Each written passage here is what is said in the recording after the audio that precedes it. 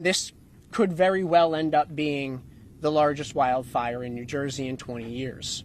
It's day 2 of a rapidly growing wildfire in southern New Jersey. It was a dangerous wildfire moving quickly. It's pretty extreme conditions right now. Tens of thousands of people are without power. This morning, we were cleared to begin our damage assessments. For hours on Tuesday, voluntary and mandatory evacuations were ordered for about 5,000 people. There were 1,300 homes that were threatened during the course of fighting this fire.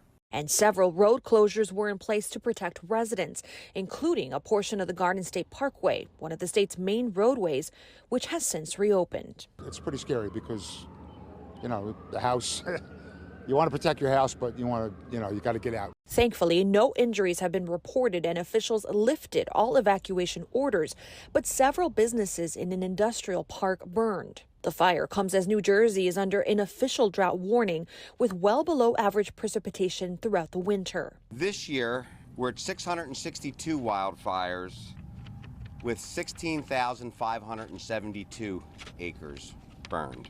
To compare, by this time last year, the Garden State experienced less than half that number with 310 wildfires. Approximately 7,000 acres of New Jersey's forests are burnt each year. This week's fire has already surpassed the yearly average. The cause is under investigation. I'm Maribel Gonzalez reporting.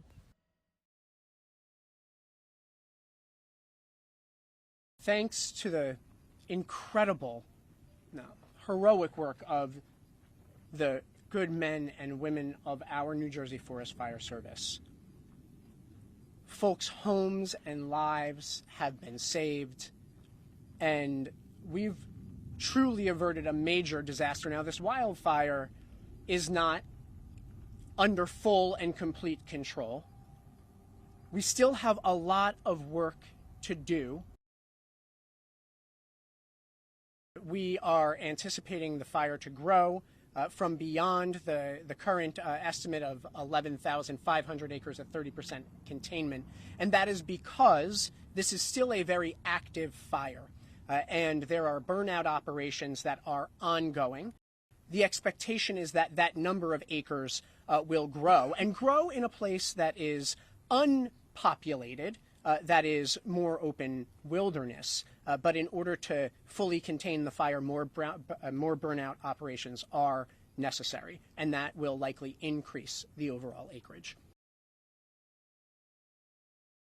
These fires, with the dryness and the winds, they throw spot fires and embers, little tiny firebrands up to a mile out in front of that main fire. So even if we're successful in stopping the fire on this barrier, this control line, there's still embers that rain down, shower down on homes. We are at 40% containment, 12,500 acres consumed. Throughout the day, the Forest Fire Service has been addressing lots of resident calls for hot spots and smoke flare-ups.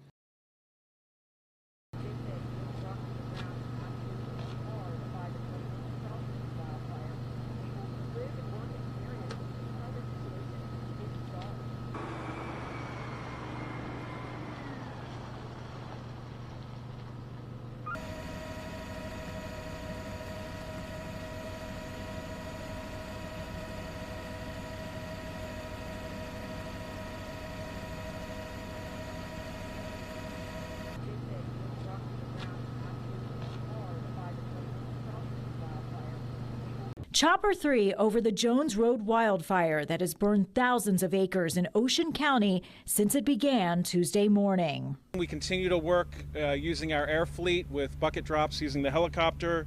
That will continue until the darkness occurs this evening. Evacuations have been lifted for some 5,000 residents in Ocean and Lacey townships, where power is also being restored.